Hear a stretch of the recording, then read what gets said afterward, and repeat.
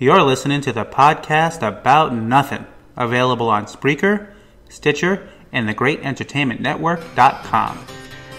All the pretty girls on a Saturday night. So I call your name, cross my fingers, uncross the others, hesitate. Oh, I don't think straight with nothing to prove. I don't want to say I'm leaving. I will stay until the weekend. You can take all the things. Welcome back to the podcast About Nothing. And like we have every week, we have some super special guests this week, as opposed to our very special guests last week. These guys are super special. We have Ben Tully. Hope I pronounced that right. That's Hi, correct. Ben. Just like the house in Game of Thrones. How you doing? There you go. And Jonathan Adler. Hey, John.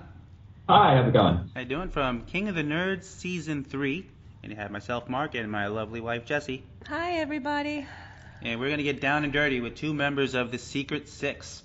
And answer some questions that we actually got this time. Unlike last time where nobody sent us anything. Thanks for nothing, last week's people.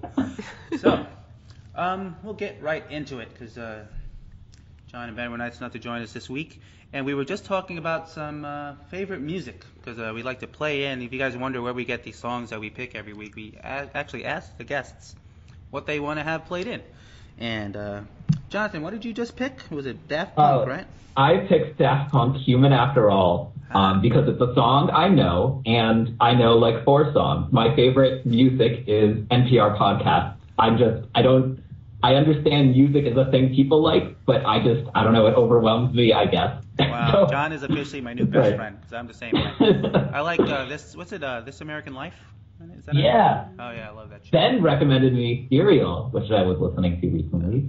My favorite episode is the one with the squirrel that runs under the couch and sets it on fire. I don't know if you guys ever heard that one. That sounds like a skit. Yeah. I've heard that one, yeah. Yeah, that was my favorite. What about you, Ben? You picked All the Pretty Girls by Fun, I believe. I did, yeah. So that's off their first album, and it always reminds me of the terrible dark times in my life when I was single, and I always would think to myself, damn, there are a lot of pretty girls out there, and none of them pay any attention to me. Well, I'm sure that's not the case anymore now that you're on TV. Well, it's not the case anymore. It's not the case anymore because I have a fiance, so those dark days are long gone. So how long have you been engaged there, Ben? We have been engaged since November. I have no idea what month it is. So 4 months, and we're getting married this June. So were you engaged during the show? No, we were just dating and living together at the time. And Jonathan, you are married, right? Yes, that's right. I think I mentioned that in episode 2, awkwardly. Right, yeah, because I remember you were like doing your Mac Daddy Jonathan thing, and then you just happened to drop in. My wife wouldn't mind this. Yeah. The moral of the story is alcohol and reality TV show are a dangerous combination, which is something we can talk about. That's right. Yeah, they love to throw out. I mean, what few shows we've watched, but Ultimate Fighter, they always get them drunk on the first episode. The only one I haven't seen, and I guess it goes against the rules, is like an Ink Master. I think they drink, but they don't really go into the backstage stuff like they do on the show on the King of the Nerds. So that's a unique thing where you see a lot more interaction between the competitors than you do in most shows. Jonathan, how long have you been married? About 2.5 years now. So. Just a little bit longer than us. It's only been a year and a half or so. Yep. So we both went crazy at the same time. Yeah. So, how did she take Ben that? and I both have, I was going to say, go ahead. Ben and I have an agenda this week. Oh, all right. Awesome. The more... Right, Ben, correct me if I'm wrong, but I feel like we have an agenda. And that agenda is... I think I know what you're about to say, but go ahead. Yeah. Because we got an agenda. We have some words we want to say about the Secret Six Alliance. Oh, awesome. Good. They're like, yes, exciting. Yeah. Yeah, that's right. Here we go. Speaking of which, we have Heather, another contestant on King, and she was nice enough to send in some questions. And one of hers is, how do you justify creating a cool kids club called the Secret Six on a show for nerds? That's what she wants to know. Which is odd considering she's a member, and I think pretty much the one that started the club. Am I wrong? Who came up with the idea for the Secret Six? I think it was kind of a mutual thing. So there was this girls' alliance going on that Amanda started, and then they all got in on it. But at the same time, Ben and I... We had no idea, right? You didn't know about the girl. I didn't know about it until the show was airing, and I'm like, oh, huh. Yeah, that first episode, I was like, oh, so that's why Lily and Rochelle tried so hard to keep me from throwing in one of their girls. That makes a lot of sense now. Yeah. Before, we didn't know it was like an official conversation. We just thought that the girls liked the girls. Yeah. And it's interesting. I mean, there's so much of this stuff, like when you're watching the episode, like we don't know what actually happened on the other team while we were building our boats. And so it's really fascinating to watch and be like, oh, look, they actually had trouble on stuff too. I feel a lot more justified in my life. Yeah. So I was wondering, how much do you guys go back and talk over, different challenges? I guess you don't have a lot of time. And we're forbidden from doing that. Oh, okay. Well, there's a tidbit I didn't know. I was wondering. To know that one. That's good. All right, so what? We'll get right to it. What is the? What was it that you wanted to get across about this Secret Six? I know it's weird. It's a polarizing thing because you guys are, at least what I've seen online this week, you're getting more viewers, like picking up from as opposed to last season. I think you guys are like 2.7 million when you combine all the platforms. And, when you average it out. Right. Pretty fun. But on the other end of it, people are saying they don't like to watch because of this Secret Six thing. Like they feel like it's, I don't know, anti-nerd, I suppose. Mm-hmm. But yeah, to me it's really interesting because I think it's one of those things that when you watch and have an opinion about it, it says something more about, like it's more you're making a statement about yourself than you're making a statement about us in the Secret Six. A lot of people I think are watching this and I want to say projecting, but that sounds mean, but they're like, it's really easy to interpret this as like, look, I'm a nerdy person, and it looks like there are these people who are, exclusive. But that's not how it was at all. Like, we were really like just trying to be strategic. We're just trying to make sure we stay for as many episodes as we possibly can, maybe win. Ben, would you agree with that? Yeah, I mean, so here's the thing. I'm very wordy when I don't know what I'm saying. And so we were actually talking about this the other day. And so if everybody will just go with me for a half a second, I actually have 4 things that I've written down where I feel where like it puts the Secret Six into some kind of light, right? Like, so let me just do that, and then we can have a discussion about that afterwards. Hey, feel free. It's all about you. Yeah. So these are what I like to point out to anybody who cares to listen. First is you have a whole bunch of board gamers in the show, right? And one of the things that are going on in a lot of board games nowadays, if you look at games like Battlestar Galactica, Game of Thrones, Resistance, Diplomacy, the whole point of that game is to build and break alliances that suit you to help you get to the end, right? And it doesn't surprise me at all that the nerds that end up in Nerdvana who have this idea that they can be king of the nerds, there must be some part of them that's like, oh, there's also got to be some strategy here that can help me do better than somebody who's not thinking about strategy. And I think, the Secret Six, the fact that we're still here and the first 4 people off were people who weren't thinking about long-term strategy, makes that the case.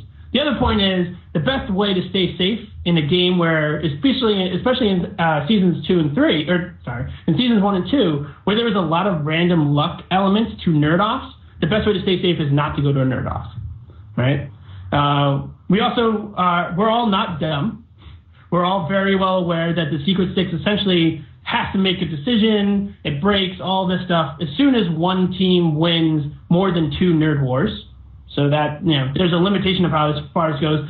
And based on seasons 1 and 2, at some point, it becomes a single-player game. So having an alliance only matters through potentially the first 3 nerd wars when you make that alliance that first time, right? It's like if the blue team or the green team wins 3 in a row, it doesn't matter. The alliance is already over. You've gone 3 episodes, and that alliance is kind of fallen apart already. So, I mean, as much as people hate it and it looks like there was some type of favoritism about it. It was really just there were people who had long-term goals about staying on the show, and there were people who showed up and were like, well, this is going to be fun. Those are my points. Right, and I just want to add to that, I think as much as possible, I don't think we ever were like, oh, you're not cool enough to be in the Secret Six. Or no, we all super appreciated everyone else, you Secret Six or not, we all thought these people were awesome. Really everyone on the show, and you can see this on Twitter, you can see this on Reddit, we all love each other. So really, it was never a thing about, we're cooler than you. It's just, oh, we're trying to do this long-term strategy to stay in the game as much as possible, and this is how we're going to do it. And there was nothing keeping from the people who weren't in the Secret Six forming their own alliance, right? I mean, there's nothing to say that Ori and Todd shouldn't have been talking to each other and being like, hey, try and help me from being thrown in from your team. But I mean, nobody was thinking about that strategy. And as much as, it would be great if Nerdvana was Nerd Summer Camp, it's a game, right? And I think most people who are coming on the show, and even the people who got off and got eliminated, will tell you that they're there to win the game, right? They're not coming on there just to, just see how well they do. Right, and I think, it's just a long-term, survival, situation. And I think just as Ben said, there could have been a separate alliance, and if you could see in episode, I think 3, I'm like super questioning it. I'm like, oh, maybe we should send Ben, maybe Caitlyn, this is too mean to Caitlyn. If everyone else came up to me and like right here, right now, switch sides, who knows, it could have happened. But the point is they never tried, which is why the Secret Six stayed right up through this episode we just finished, and maybe further episodes. But mathematically, it can't last. Well, to that point, though, Caitlyn seems to be kind of figuring it out already, because she came up to you at the end of the last episode, Jonathan, right, to see if you could form up with her. Right, and you could see in the beginning, she was very clearly in the beginning episodes just like, I have pure skill, I'm just going to get by on my abilities alone. And it's like up through that last episode, it was working for her. But she's realizing, through the 4th episode, she realized, okay, clearly stuff's going down. I need to fight fire with fire. And I think of the people not in the Secret Six, she was the only one up until this point who's done that, right? No one else has said, I need to make an alliance. Yeah, I don't think anybody. I mean, Todd had alluded to, like, he thought he saw something between Ben and Lily, but he couldn't figure out if it was just, flirting or if they had something going, like some deeper strategy going, but he didn't last long enough to figure it out. So it looks like Caitlyn right now is the only one, and I think Colby mentioned it a little bit when him and Ori were talking before they went to before they got sent to the Nerd Off, that they were going to try to swing. I think you. I don't know. Everybody seems. Yeah, to they did try.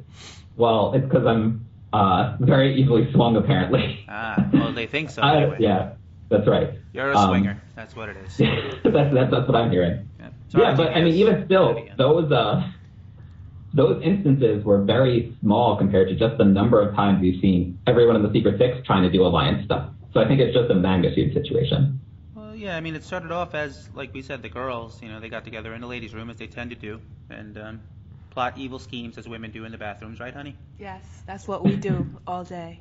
Yeah, is there like a disco ball? I knew it. What? I know. It's like they never go alone. A woman never goes to the bathroom by herself. A woman never does. She'll even grab some lady she never met before to come with her to go to the bathroom. I have done that, actually. See? Even my cat. She doesn't go to the bathroom by herself. She interrupts everyone else is in the bathroom, but that's okay. All right. Well, while we're on the another question, and this is from Heather again, because I. Oh, good, Heather. More questions. Yeah, she says, why are you protecting the She-Woman Man-Haters Alliance? Oh yeah. Okay. So here's another thing, which is for some reason, so this alliance has 4 girls in it and 2 guys, but for some reason, not everyone, a few people on the internet seem to forget that me and Ben exist.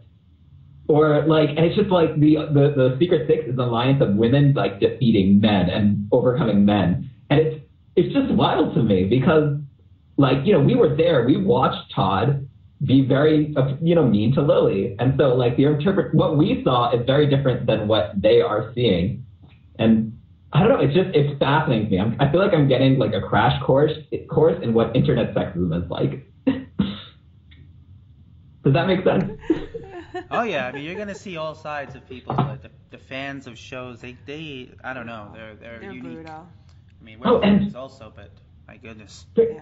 And there's one guy on Reddit, and I guess maybe he's listening to this, and he's gonna be like, oh I don't know. Anyways, then he's like, and Ben and Jonathan are white knighting these ladies and trying to protect them and being white knights, and these ladies need these 2 men to protect them. And I'm like, are we watching the same show? Because everything I'm seeing is me and Ben are just around long enough before they get us next. Like, how are we the protecting ones? Like, how do you interpret it that way? They're definitely more ruthless, it seems anyway. Yeah, ruthless. Well, ruthless. Rachel is the only girl that's not in the Secret Six, right? Is that how you pronounce her name? Oh, no, she's Caitlyn. Rachel's in. Caitlin's not. Oh, Caitlin's not. Okay. Caitlin's not. And I mean, overall, man, you probably should have had her in there because I mean, maybe I'm wrong, but she's like the Terminator. She really is. Her and Colby. That's like my male, and no offense to you guys, but I just, Kobe is. I mean, Secret 7 just doesn't have the same ring to it, though. No, 7's a good number. I don't know. 7's a lucky number. But yeah, I mean, as a male, you guys can't let me down. A dude has got to win this year. I mean, it's not about sexism and everything, but Jesus Christ, it's called King of the Nerds if we haven't had a king yet. It wasn't even Yeah, and close I feel last like, when you're in the house, you see what you see. But watching the show, I feel like in the first few episodes, the girls are just massively outplaying us. Like, I'm embarrassed on behalf of the guys on our show because the girls are just so good at, like, Caitlin's accomplishing things. Heather on our team is really good. All the other girls are, like, just working well together. And I feel like it's very, I'm just impressed / intimidated by how well the girls are doing up through this point. I like putting the up to this point because it makes it sound like me and Ben are suddenly going to turn around and destroy everyone, but right. It's all smoke and mirrors at this point. We all right. The girls actually stage a coup and take over as hosts in episode 5. So spoiler. Right. They parade around with Bobby and Curtis's heads on stakes. It's just sad actually if you think about it. Yeah, well, but episode 6 host next season probably at this rate. Right. Or just change the name.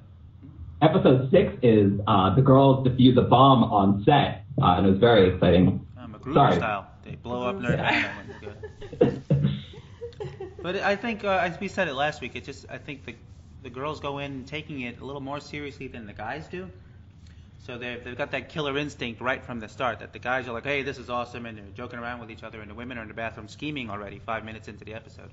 So they've got that leverage. I mean, I don't think impressed by.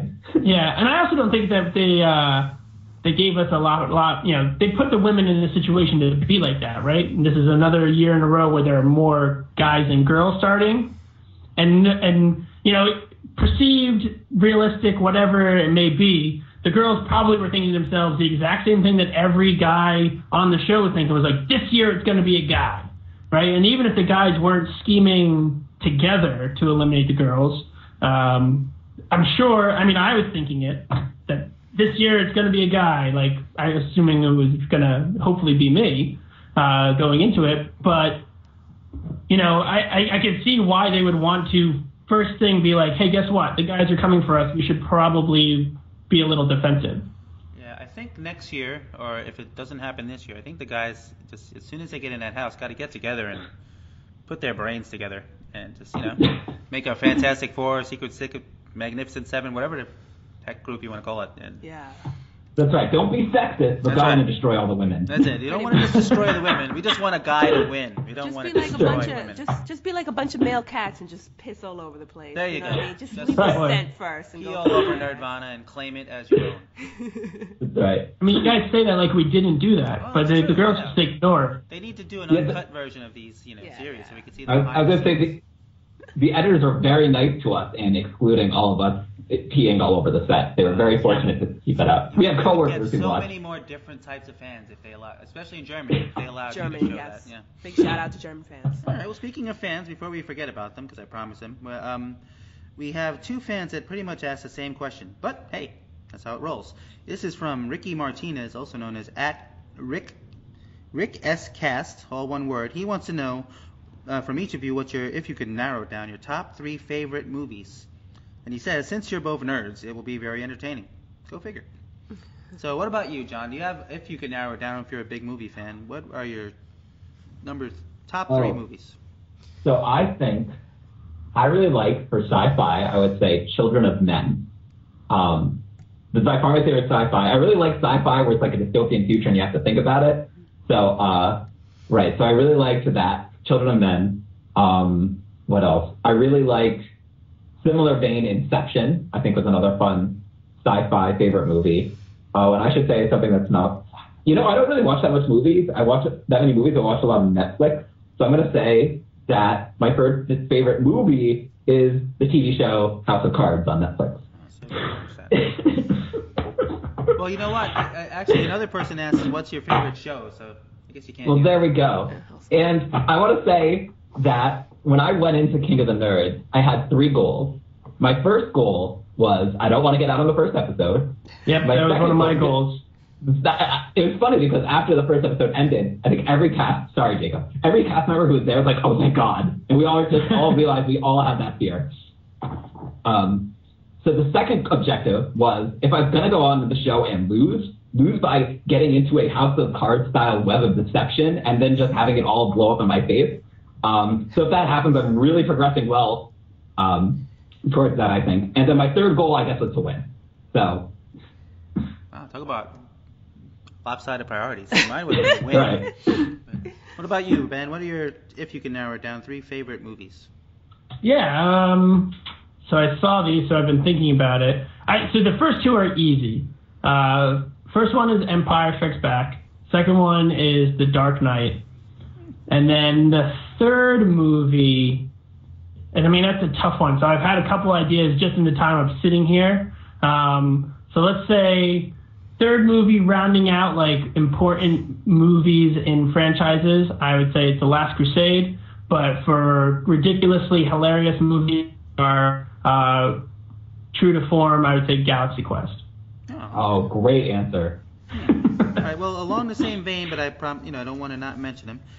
His handle is a British idiot, and it's at literal BAKAA. So I don't want to pronounce it and get it all wrong. But he's asking his favorite TV shows. So, oh wait, I would answer that with a movie. Okay. I realized I thought of a third movie. You are the worst at this. I'm so bad at everything I touch, and I just want to point out that both Ben and I have doctorates. But Ben doesn't sound like a bumbling idiot, so good work, Ben. My favorite TV show is the movie Air Force One. Oh, with Harrison? I feel like, of course, that's my quintessential favorite action movie. So is that one of those you can just watch whenever you see it on TV? Oh, absolutely. I have a friend who every Independence Day he shows that, and Independence Day, and it's just great. Anyways, love Air Force One, and I don't know if you guys know this, but the Air Force just requisitioned a new Air Force One plane, so I think they need to make a new Air Force One movie in honor of that. Oh. There you go. Right? I think that makes a lot of sense. Yes. Hey, there's nothing original in Hollywood anymore anyway. I have a question for both you guys. What is Sure. your girl crush, celebrity or nerd or comedian or whatever it may be? What are your individual Outside of your outside of your fiance and wife, respectfully? That's a very easy question, Jesse. I'm glad you asked such a hard-hitting question. My number 1 on that list would be Jennifer Lawrence, followed very closely by Anna Kendrick, and then there's a bunch of other people too. So I don't know. I'm not sure. I don't know who Anna Kendrick is. So. Oh, she was a star in Pitch Perfect. I don't know what the hell that is either. I'll point him out to him. Yeah, she's the what is it? What about you, John? Okay, I think that answer for me is very obvious. You said, who's your favorite girl crushes guy? No, just kidding. That's the joke because I messed up the TV show movie thing. No, it's Olivia Wilde. Oh. And her in Tron, with that Tron suit and the lights. Yeah. See, that's where I'm at. Electricity turns John on. I actually have a fun little fact for you. In Brooklyn, she actually lived here in Brooklyn. And at the time, she was with her first husband, her now ex-husband. And they used to go into this videology store here, not too far from here. And she was a sweetheart, I heard. The waitress said she was an absolute sweetheart, but she couldn't say anything for her ex-husband. Oh. He's a prince. He was a prince. I don't know. Well, so not a big deal, just a prince. But he was just a prince. But anyway, she said that she came back again with her now second. Who's that guy? Just a king. I don't know who the guy is. The second guy that she's with now? Yeah, I don't know. He's from Saturday Night Live. I barely know. He's actually 2 dudes. Is really the problem. He's 2 dudes. Yeah, he's the bi-beast for the Incredible Hulk. All these comic book fans out there. Anyway, he's a lot nicer, but she's stunningly beautiful according to the waitress as well. I'm trying to remember who she is. I remember Tron. What about you, Ben? I think we skipped over your favorite TV shows. Yeah, TV shows are difficult because there's like 1,000 of them. My fiance's in television, and so if I didn't like TV shows, we'd have a really hard time. So let me just see if I can summarize some of them quickly.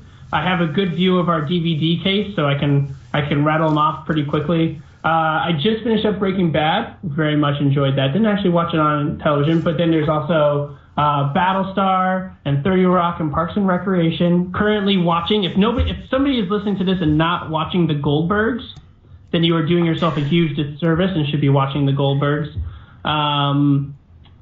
Let me see. Other shows. Also House of Cards. Also Doctor Who. But I haven't watched any of the most recent series yet, so go figure. Well, we're in the same boat because I just binge watched Breaking Bad because I got tired of everybody telling me how great it was. Yeah. What did you think of it, Mark? What was your? I think I'm glad I watched it the way I did because I don't think I could have sat there and waited week to week with all the suspense that they would build between episodes.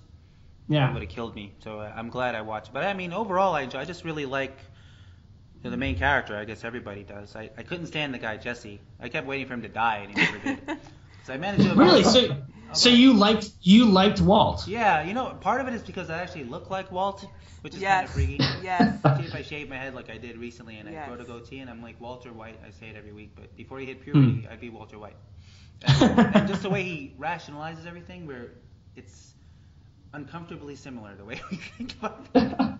So I related to him right away. Yeah, I guess that's why I like him. I have another, I guess, sexist, feminist, whatever. I think it's interesting in Breaking Bad, like how people view Skylar differently. Because I think some people really don't like her, and some people really like I really like Skylar. I really like Skylar. I can't stand. I think he is probably the epitome of the most selfish, egotistical person in the history of the world. And every time like anything like was happening, I'm like, yeah, he deserves it. He brought it all on himself.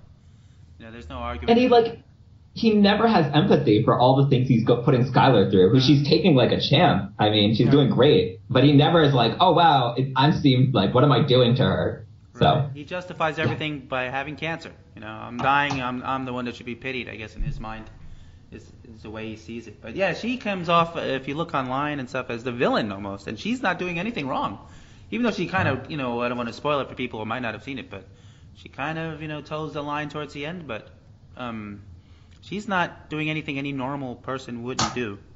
But she gets seen as a villain, and then and her sister, who's also a giant pain in the ass on that show, they kind of just dropped off because she was a kleptomaniac a few episodes in, and they just totally went away from that. So. Well, I think more than anything, Skylar acts like I think any human would in that situation. Like I feel like if I were in her boat, or I was married to someone who was a drug dealer, like I think she did the best she can, and like that's just not enough for a lot of people. And I also think she plays like the perfect mob wife, right? Like she would have fit right in with like The Sopranos, where it's like she knows exactly what she has to do to keep the family safe, but to keep her hands clean, right? Like it's this beautiful like line that she constantly toes, so that at the end of I'm not gonna never mind. Let's not go into spoiler territory. That sounds pretty shitty. Saying. She's very she plans ahead. I guess you put it that way. She doesn't do anything off the cuff. She plans really well.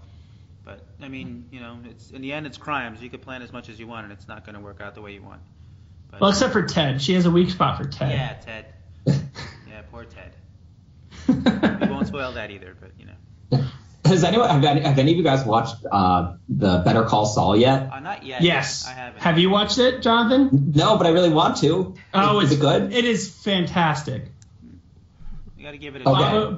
Bob Odenkirk is he's going to nail it for years to come. Yeah, and I think they're talking about having appearances by Walt and Jesse in season 2.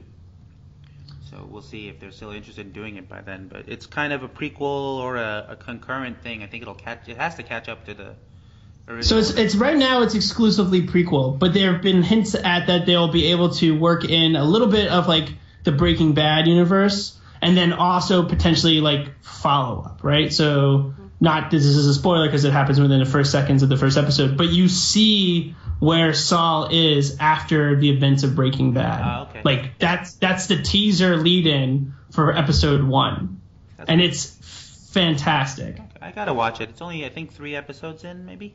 Yeah, it's only 3 episodes. Yeah, so I have to go back and watch it because I'm not good at watching week to week. I don't know how I did it as a kid because there was just nothing else to do like there is now. So you looked forward to watching shows every week, but now I can't sit through and watch. The only thing I'll watch is stuff like this, like reality shows, King of the Nerds. and we watched Ink Master last year, and I'm a big wrestling fan.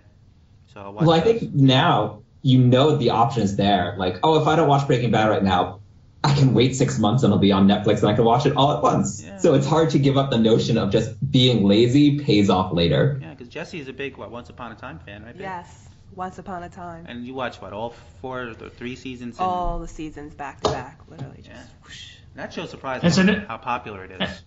And now what are you doing? Are you watching it live or are you waiting for the season to end? I don't think it picked back up yet. I think she's waiting for in March. Is Yeah, season March. 4. I might just wait till the end because I just. They're running out of Disney characters to make money off it. Oh.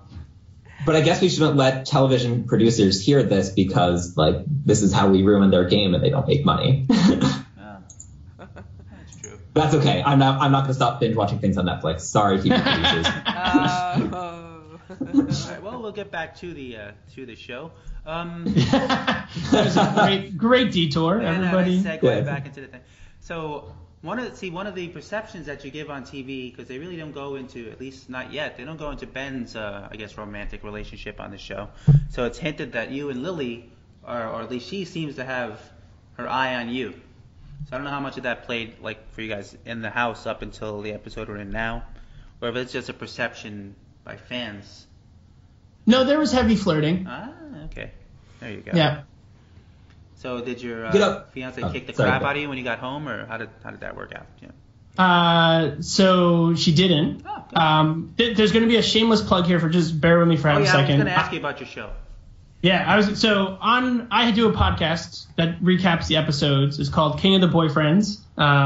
You can find it at kingoftheboyfriends.podbean.com and also on iTunes, where she essentially interviews me, my fiance, girlfriend. Super girlfriend is how we like to say it in this household because screw French words.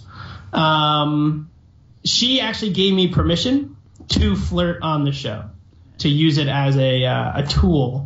And she also gets a really big kick out of it. As opposed to John, So- who blames it on alcohol. Is that what it is? That's right. And I think, yeah. That's great.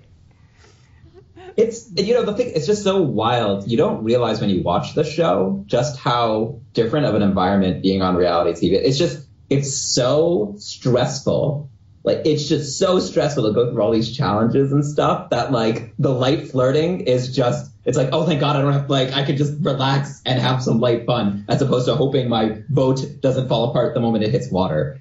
Yeah, I'm still amazed by that whole boat thing. I don't know how you guys got anything to float anywhere. That was good job. I've said this before, and I think Jonathan could back me up on it. Essentially, being on the show was essentially like riding one, like, cresting and falling adrenaline rush one after the other. Like every day you'd wake up and there'd be this building dread to whatever was about to happen, and the adrenaline would pick up and pick up and pick up until you have to do whatever you have to do, and then there's this huge adrenaline like surge, and then you would crash and just pass out and then start up the next day, and it was constant for the entire filming schedule. Like that's how it was, just this like surge crash, and like it was just amazingly exhausting. Yeah, I mean. Yeah, and go ahead.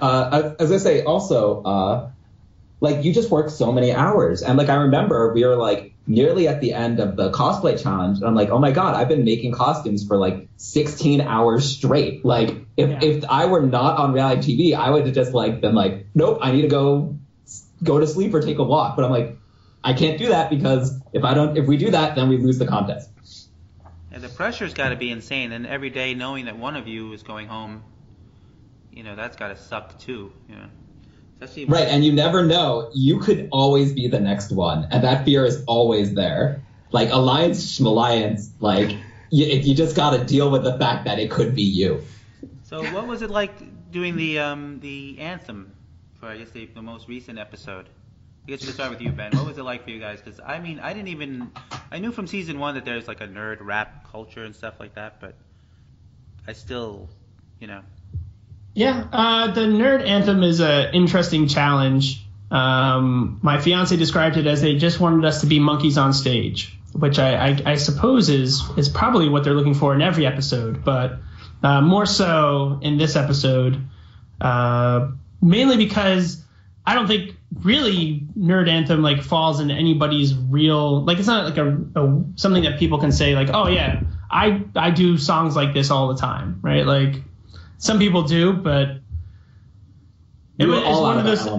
Yeah, thank you, Jonathan. That's exactly what I'm trying to say. I think even Colby, who's like, can spit mad rhymes, would still say that like that's still not his comfort zone. But maybe I'm wrong. Yeah, and I think so. Yeah, right. We're all out of our comfort zone, and I really feel like in that challenge, every single one of us on both teams stepped up. Like everyone rose to the occasion, and obviously I'm on the losing team, but like we were still incredibly proud of our song, and watching it was just amazing. It's like we did that. So it was, we were all out of our comfort zone, and we all worked through it and got something great out of it. Yeah, what the deal is with Moby, guys? What's up with Moby? But seriously, let's have a Moby discussion. Yeah.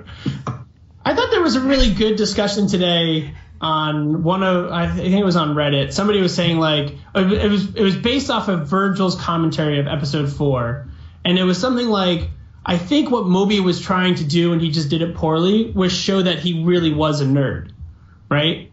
And I was like, oh yeah, I guess I could see that. Like, he was just trying to prove to everybody that he was as equally nerdy as everybody else who was on stage. I don't know why he would feel like he needed to do that. And he did it like any true nerd would. He did it in a disastrously spectacular fashion. Yeah, he really. That's right. He's the awkward nerd. He's the awkward nerd who's like, oh, so you like Star Wars? Well, in episode 5, on the Hoth scene with Lucas, and and like really grills you on it. And like, I guess that, I suppose, is also a classic nerd trait. It's like comic book guy from The Simpsons. Oh, God. Right. Moby is the gatekeeper, and we have to like prove ourselves to pass. Suppose, yeah. I mean, that's right. Or just blow up at. His questions weren't even related to music or anything. Like he was asking Ori, what do Klingons drink before they go into battle? Prune juice. Prune juice, and like, how dare you not know that, Ori? I mean, poor Ori. Right, and as I say they have me in an interview saying, like, the whole point of music is you're making clever, creative liberties. Like, at what point, like, when has anyone ever gone to a song and been like, I don't think this song says love is an open door, but I don't believe technically an emotion can be a physical object. Can you explain that? Like, that's just not done. And explain it in 3 seconds, Jonathan. That's right. 1, 2, 3. Yeah. Oh, right. You lose. Oh, that sounds like one of Heather's multiple questions is explain gravity in 3 seconds. Right, so that's a reference to season 2, where I can't Zach, do it. I'm just gonna pass. Yeah, so Zach cornered Mary Kate and said, because if you're so smart, define gravity in 3 seconds. Yeah, and so that's the running joke, and they edited this out all, like, I don't think this ever showed up on the show, but they edited out. All the time we'd be joking with each other, be like, oh yeah, you're so smart. We'll just define gravity in 3 seconds. Because when they brought back at the beginning of this week's episode, or I guess it's last week's episode, by the time people listen to this, it'll be Friday, the day of episode 5. But the Anthem episode had some previous guests come back in the beginning singing, I guess, the winning song from season 1. Yeah. Was it the losing song from season 1. The losing song that's super catchy and everyone remembers that one instead. One. See, that goes to show you I didn't. Well, anyway. And one of them was Zach, and I just noticed it because I didn't know at the time when he jumped out, he was behind everyone. So it just looked like nobody clapped when he came out. Poor guy. Well, it's funny because now that I think once the shows are over, again, it's a crazy stressful environment. It brings out in some ways just the worst in you. And I think, after the show's over, everyone ends up really being friends. And so, I mean, there are some light exceptions, but overall, and you see Curtis tweet about this all the time, overall, like, we all talk to each other, like, we all are good friends. And so I think it's one of those things that, from us, and we're season 3, we don't know this yet, but like, oh my God, they're on a set with Zach. But, everyone actually gets along now, so. I'm sorry if that if that popped a bubble to all the fans out there who think we hate each other forever. No, I mean, I would hope that's not the case, unless you're the person that came in second and missed out on $100,000. Then I'd probably hate the person that won. Unless you're Moby, then everyone dies. Yeah, that's right. At the end. Moby. Right. Then the hell with you, unless you're Moby. That's even, right. Even the other guy from, I wrote his name down because I didn't know who the hell he was. Travie McCoy from Gym Class Heroes. You're there to listen to the song, Travie, but he didn't know, he couldn't hear the lyrics. Travie, 2 words, Katy Perry. Oh. Ooh, I said I don't get that either. That's his ex-girlfriend. Really? Oh, okay. newfound respect for Travi. So, but yeah, his complaint was Lisa Loeb didn't really seem to have much to add to any of the judging sections. And then Travi was just, he couldn't get the lyrics. I said, isn't he a rap guy? He's a rap guy. But he couldn't understand the rap lyrics. Yeah, it was a little hard to hear that. Sorry, that's kind of ironic. No, it was difficult to hear that, because we had worked on these songs so much, you always dance, and they're like, oh, by the way, we couldn't understand what you're saying. And you're just like, fiddlesticks. Yeah. It was I don't know, it sounded at the time a lot like the recording for Team Smash. I mean, I don't know, like, it seems like the producers had a song that could fit into a number of different categories, right? So, like, they had a rap song, like, background already, right, with the beats that you need to have that type of tone to go with it. And so they just put the lyrics on top of that. And they didn't, from what I can tell, they didn't do anything to the lyrics, right? And so if it sounded garbled when you were recording it, it sounded garbled coming out of the speakers in the auditorium. And so I mean, I was also in the same boat as Travi where Team Smash got done, and I was like, I have no idea what they just said. Yeah, and I think a mistake we made is that what we should have done is slowed down the beat a little bit so we could have enunciated more clearly. Yeah, you guys you don't realize that. Yeah. Yeah. You guys were just trying to get all the nerd cred in there, and in doing so, you kind of stepped on your own feet.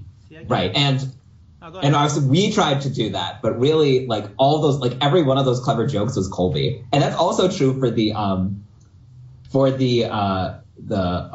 cosplay challenge. There was like one of my favorite moments on the show, which unfortunately didn't make it through editing, was just there's a moment where Colby and I are just sitting there going back and forth, coming up with jokes to put in the play, and he is such a funny guy. So he's like, I really feel like, despite the fact that people couldn't hear us as well as we would have hoped, he really delivered on witticisms for it. Yeah, the lyrics, for the people at home watching, that's why we were wondering, because you could hear everything fine. And then they had the subtitles that didn't hurt, underneath. So you got to feel for the judges in that case, because they're hearing it live and they don't get a second chance to hear it. But, I mean, I was backwards, because I could have sworn, I guess, like you said, it's just catchier, the Talk Nerdy to Me song. I could have sworn they won. I thought the rap song had the same problem you guys had. But then again, Ben said the rap song didn't win last. I remember when you guys were getting your song ready. No, so the pop song didn't win last time. So this was almost an exact rematch of season 1, pop versus rap. And instead of it being definitive that rap is, one is better, it's now split 1-1. So the next Nerd Anthem will be the decision maker if they go with. Hopefully they'll move away from pop and rap. Maybe the next one we'll hear is like a country song. Yeah, or I was thinking polka, maybe. Yes, an R&B polka, that'd be really song. good. An R&B nerd song. R&B nerd Where you, sing the panties off of some female nerd. There you go. Oh, and I just want to say, so we went first in that challenge, and I have to be honest. Like, I loved our song. I thought it was great, but like 4 bars into House Hula Blue song, where they start doing the thump, thump, thump, thump, and like the 80s music starts, and they just start singing, I'm like, oh, we're so done for. Like, this is so catchy, and like, there's so much heart in there. I'm like, oh, they're going to destroy us. And they did. I was surprised by Caitlin, too. She seemed so comfortable on stage, and she's determined. Yeah, I think that's what it is. I think a recurring theme of this show is every time anyone underestimates Caitlin, they're wrong. Like, oh, surely she can't do cosplay, and then she does. Oh, surely she can't sing and act on stage, and then she does. She's like, I don't know if you guys probably don't even remember. There's a movie when I was young called Parenthood with Steve Martin. You guys ever see that movie? I guess not. Well, in that movie, Martin, it's no comment. Okay, no comment. Hey, there you go. But there's it's pretty much how the title implies. It's 3 generations of one family all interacting at the same time. And Rick Moranis has a daughter on that show. I guess you could Google it. And he's creating her to be the perfect child. Like, he gives her flashcards every morning. She's learning kung fu. She's like a machine. And when I see Caitlin, that's what I think of. Like, she's the adult version of that little girl. She stares at other kids confused because she can't understand why they're just running into trees and shit, outside. And, As Caitlin. So that's what Caitlin's like. I'm here to win, and then I'm gonna go ride my horse, and you guys can all, piss off. Yeah. So, yep. I don't know. But That's something that really happened all the time. Probably. Yeah, that is. I feel like, and she would absolutely agree and appreciate this. I feel like they really, in editing or whatever, they nailed her personality. Like that is what you're seeing is the real Caitlyn, and it's great. See, I don't see her on Twitter, so I don't know if she doesn't strike me as a tweeting type. But She is not the tweeting type. yeah, Colby doesn't either. I don't think. Colby doesn't? No. Hey, but Caitlyn posts occasionally on Reddit, I think. Oh, okay. See, I'm not that big of a Reddit dude. Once in a blue moon, I'll do it. But I don't know. I'll just ask the PR people to see if she wants to do it. That'll be the most interesting interview ever, probably. After this one, I mean, but Of course, after. there'll be a lot of dead silence in that one, I think. Like one-word answers. So you're enjoying yourself? Yes. And then you wouldn't hear anything else. And I just plan to win this whole thing, Yeah. basically. By the way, That's right. In case you didn't know. odds are I will win. Is what she And, said. yeah. So what is it like? Well, that would be me. For you guys, I mean, we'll get back to the Secret Six because God forbid people might be asking about that. What is it like to be the only two guys in there? Do you guys try to like huddle up and form a Wonder Twins thing just within the Secret Six? Because I mean, testosterone aside, it's going to come back to haunt you. Well, Jonathan, were you thinking a lot about gender at this point in the game? No, I think the only time I thought gender was that what they actually included in the episode where I'm like, I wonder if there is a girls' alliance. Yeah. Like I was just like shooting at the hip thinking, I guess that could be possible. I didn't think much more of that. No, my concern. Oh, sorry, what was you saying, Ben? I was just saying my whole point of view on this. I didn't see myself as a guy on a team of with three girls, right? I was very much just in a situation where I felt at that point that House Hulavu had become the best version of itself, and I was just happy with that. Like, I'm not thinking, about... I'm just not thinking about gender at all. I'm not thinking about how many girls left in the house. It doesn't even affect me. Like, if a girl wins, a girl wins. Like, everybody at that point to me was just like a really strong competitor. I was afraid. I think I was equally afraid of everybody in episode 4, except for maybe Colby, who I thought would beat everybody at trivia. Yeah, and at this point, there have been a lot of trivia nerd-offs. So I think Colby really, has a good advantage when it comes to taking down any one of us one-on-one, which is kind of scary because he's on my team. Yeah, I think I said it last week. He can prepare probably faster than anybody in there, except maybe Caitlyn, I'm assuming. But he can retain information just because that's just what he does. He's a history teacher, Jeopardy, and it's all about remembering facts. So it'll come down to some random crap that he just doesn't do, and that I think will be what takes him, if anything, takes him out. I would say more than gender, right? You think about the Secret Six. It's me, Heather, Amanda on Team Smash, and Lily, Rachel, Ben on House Hulavu. And so the game I was trying to play a lot is at some point, and that point may be very soon, the Secret Six is going to have to collapse. And if it collapses on Team Smash, how do I ensure that I'm not the one who draws the shortest straw? I don't know, Ben, were you thinking about that? But I'm constantly was in a state of how do I avoid being the one who draws the short straw when it comes to the Secret Six? No, I was in the complete opposite situation. My whole thing was, and this seems foolish now looking back at it, especially hearing your opinions on all this. I was thinking to myself, I was like, well, somebody's got to stand up to people who aren't in the Secret Six. I mean, maybe I'll have to think about volunteering if that comes down to it. So, as in, someone needs to take down. You would be the one to stand up. You think I'm the one who's going to be able to take down Caitlyn. I if I was being honest with myself, I would think it would be the highest probability. Yeah.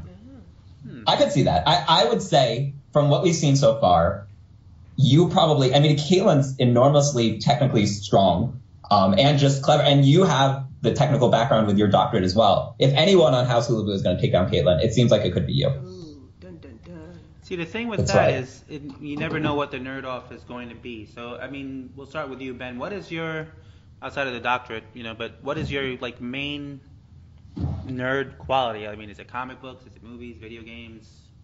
Because you are a deep sea biologist. I'm a deep sea microbiologist by career choice.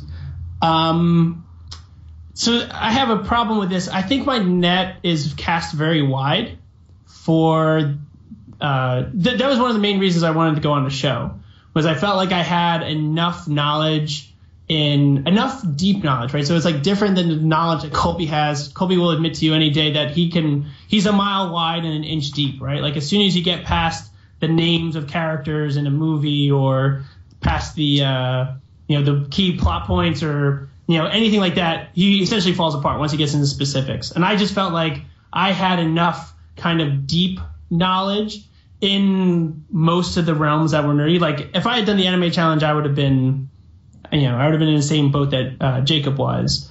But everything else, I feel like I feel very comfortable in my knowledge and skill set for pretty much anything else nerdy as there is. I mean, obviously, I think I would lose to Caitlin in the head-to-head engineering challenge, but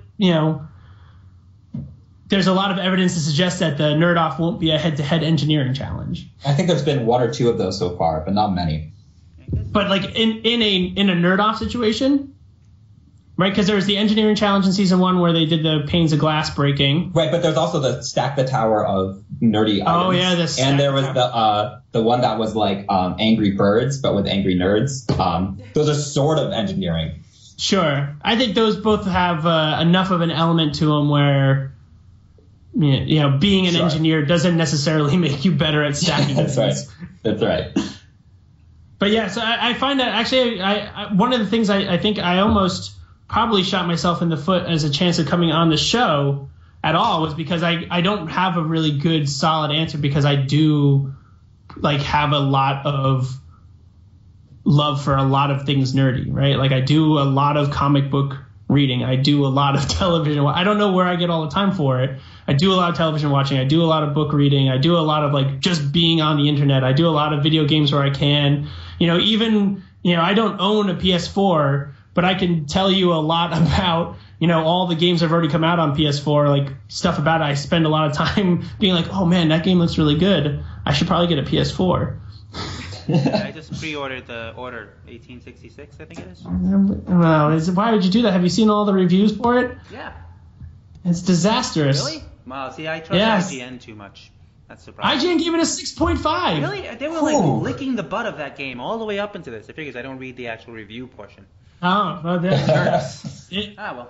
gave it a 6.5 as it's kind of clunky. You don't get to play a lot of game, and you're never going to go back and play it again. So why would you pay $60 for this? Well, that didn't stop a lot of other games. I mean, I'm one of the people that got Grand Theft Auto 5 again, just so I could beat up people in first person. It was great. I can't lie. That seems fun. That seems fun. It is fun. If you honk the horn behind somebody too long, they actually get out of their car pissed off and try to kill you. Yeah. It's like real life. Except, you could rocket launch them, and it's, What about you? How is that not like real life? Well, I don't know. Yeah. So, John, what is your nerd, it's outside of math, do you have, what is your strongest suit? Sure. So my strongest suit, I'd say, is I really like board games and strategy video games. I love, my favorite board game is Twilight Imperium, which is this 8-hour-long space strategy game where you try and take over the galaxy. So that's my kind of fun. I also like, video games that are all strategic. My favorite video game is Homeworld, which are just releasing in a remaster this month. Yeah, so they're re-releasing it with better graphics, and I'm very excited for that. So I think anything, and I think you kind of actually have already seen this a little bit in the show, where when it's things that are you need to build something, you need to do something, that's kind of my expertise. I really like, strategy and thinking and doing stuff. I think I'm just the opposite as Ben, where Ben has a lot of deep knowledge in all sorts of things like comic books Ben knows comic books and sci-fi and Star Wars, and I am the kind of person who will watch a movie and then an hour later forget half the plot of the movie. So I think my biggest weakness. Sorry, what? Jonathan I was gonna say you are a person like that. Yeah. Sorry, what am I? I wasn't. You're exactly like a person like that. So can you still remember the plot of Snowpiercer at all? Because I know I told you to watch it, and you watched it within the last couple months. That's right. I think it involves a train. And then I remember you told me to watch it. And then I'm like, wow, I really like this part of the ending. And then you're like, oh, I actually have to watch it myself. Thanks for spoiling it. And I'm like, how is it a reasonable execution? That was a comic book first, I'm pretty sure. Yeah, it was. But so I think it involves a train. I don't know. And that's the kind of thing that's going to probably, if something's going to destroy me on the show, it's going to be that. Especially given how many things are like trivia based. Like, did I watch Power Rangers as a kid? Yes. But do I remember anything about it? Not really. Me neither. So I watched it every week with my little brother and bought all the toys, and I still got the question wrong when the anime challenge came. You know, I will say that Power Rangers was the first time as a child, the first time I watched something and went, hey, I think that's bad. Like, this is not good television. Like, I was really proud of myself because that was the first time I had an opinion on anything. Because younger than that, like when you're a kid, like any movie's awesome or any TV show's awesome. That was the first time I'm like, no, wait, there's bad stuff out there that is not entertaining. I think you're the last generation of kids to think that, because now little kids think everything is the best ever, and they have the attention span of a goldfish. So and they don't even have to have seen it. I love running into little kids, and they have like on Ninja Turtle stuff or Spider-Man stuff, and it's like, oh, do you like Spider-Man? It's like, yeah. Do you watch the cartoon? No, I've never seen it. There's a cartoon. It's like, oh, well, okay, was all right. I was dressed up as the Flash, right? And this little kid stopped me on the corner, Spider-Man. I just looked at his mom and said, you got a lot of work ahead of you, lady. For God's sake. I was like, that's right, little boy. I'm smart. Just like the little girl that when I was dressed up like Jesus for Halloween, she thought I was Hagrid from Harry Potter. Are you Hagrid? I said, yes. Yes, I am. Bless you, my child. And I just kept walking. I didn't know. What if there's a message there? Like, maybe everyone's been reading Harry Potter wrong. Maybe Hagrid is Jesus. Maybe he is. Think about it. Or we're just all going to hell. One or the other. Sorry. On that note, because I don't want to keep everybody up too late. And like I said, I told Ben and Amanda, you guys are always welcome back. We've had more than 2 guests at a time. I don't know. It gets kind of unruly. But I think next week we might have Heather and Lily, or Heather, Lily, and Rachel. It depends on what the PR people get. And maybe Moby. And maybe Moby, yeah. That's right. He can come and tell us how bad at this I am and yes, stuff please, like that. and correct us. Correct me. I would say, oh, poor Moby, we're making fun of him, but I think he has enough record sales and money and 20 stuff that he's million probably albums secure in his sold. life decision. Didn't help him pick Yeah, out a he'll- shirt, but other than that, He'll probably be okay with I that. think he could live with that. Yeah, Yeah. he's had his share. Yeah. You know. Yeah. But, so Moby, if you're listening, and I know you're not, we still think you're a tool. How do you like that? Huh? It's our show. So again, thanks guys for being on. You know. Thanks for having us. Thank you. I'm sure we'll get the ladies' rebuttal version of this, and then maybe we could have you guys back all together to, have a big Royal Rumble over it. Just yelling over each other. Oh, yeah, that's what we do. I mean, we've had up to 5 at a time when we did the Ink Master, and it managed to work out somehow. Crazy. So, before we go, where can everybody find you guys online? I guess Twitter or Facebook. We'll start with you, Ben. I know you have your show, so you can plug that again if you like. Sure, yeah. So plugging my show, it's called King of the Boyfriends. I would say just look for it on iTunes. It's way easier than trying to remember what the HTML is for that. I'm also on Twitter at Deep Sea Sith. Sith is in like the bad guys from Star Wars. And also at Deep Sea Sith on Instagram and probably other stuff as well. Reddit, all sorts of things. But yeah, you can find me. Pretty much if you're on social media and you type in Deep Sea Sith and find something, that might be me. Oh, cool. What about you, John? Okay, so I'm on Twitter at Sky Tetra. That's SKYE, so Sky with an E, and then Tetra, TETRA, like a cool way of saying number 4. But if we're in shameless self-promotion mode, like Ben has a podcast, Heather and Lily have a YouTube channel. So what I did that I want to promote is I made a Twitter bot called Nucktats. That's KNUK_TATS. And what it does is every 4 hours tweets a random set of 2 4-letter words that you could possibly get on your knuckles, which is totally irrelevant to the show, but I want to shamelessly self-promote it so I can shamelessly self-promote something too. So you guys should all follow that. I'm a big tattoo fan. I don't think unless I hit Lotto, I would never get anything in my hands. But other than that, maybe my Twitter bot will inspire you. it might. You never know. So you should all check that out. I'll get eat poop will be my first one that I get or something. No, it's got to be 4 letters. So it'd be eats, EATS. Oh, that's right. Poop, yeah. Yeah. Well, no, that's even worse. Not Now that I think about it. Unless we're in, like we said earlier, in Germany. Everything's fine. Sorry again, TBS. We don't mean to imply any horrible actions. So, on that note, thanks again to Ben and John. We hope that maybe we're talking to one of the kings of the nerds. We don't know. Maybe it ends in a tie. We never know. Like I said, well, guys, welcome to back on again. Maybe we'll have a debate with the ladies. And otherwise, this will be, if you're listening, it should be Friday, just in time for episode 5. Episode 5, the preview, Nerdy Game Night. That's right, Nerdy Game Night, where it appears that Jon sticks it to the Secret Six if you're following the previews anyway. So we'll see if that's actually the case. Who knows? You have to Jon, would you do something like that? How would you? I would never. I am the nice guy.